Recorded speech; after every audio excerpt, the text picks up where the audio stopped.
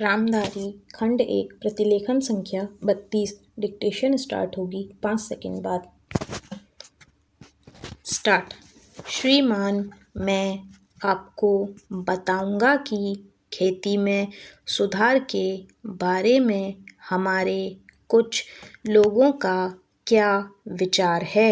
हमने विभिन्न दृष्टिकोणों से अलग अलग विचार किया है, विशेष रूप से सबसे ऊंची सीमा बांधने तथा सहकार के प्रश्न पर, किंतु हम अनुभव करने लग गए हैं कि दोनों का आपस में गहरा संबंध है।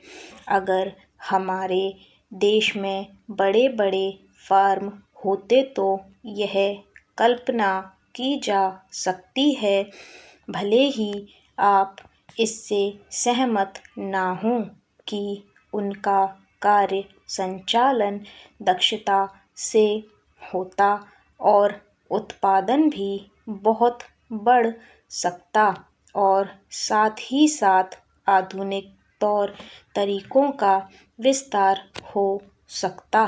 भारत की मूल समस्या यह है कि यहाँ जोत की भूमि छोटी है और टुकड़ों में बटी है।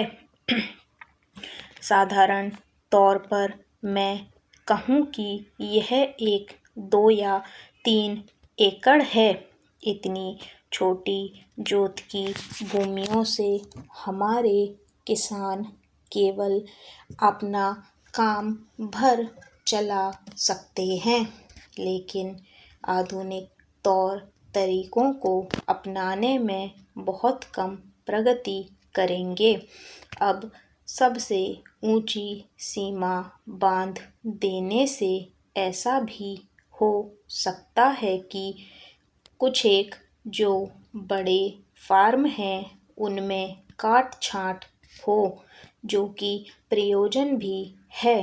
अगर आप चाहते हैं कि प्रगति हो और आधुनिक तौर तरीकों का प्रचलन हो, तब तो ये जो अनगिनत छोटे छोटे फार्म हैं उनको सहकारी ढंग से चलाना है, जिससे कि वे आधुनिक उपायों का लाभ उठा सकें।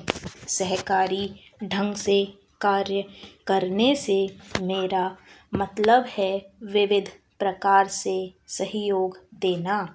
हम सोचते हैं कि पहला कदम सहकार होना चाहिए और ऋण के अलावा अन्य कई प्रकार से भी सहायता की जा सकती है, जैसे वस्तुओं को खरीदना और बेचना, बीज, खाद तथा इसी प्रकार की वस्तुओं को दिलाना।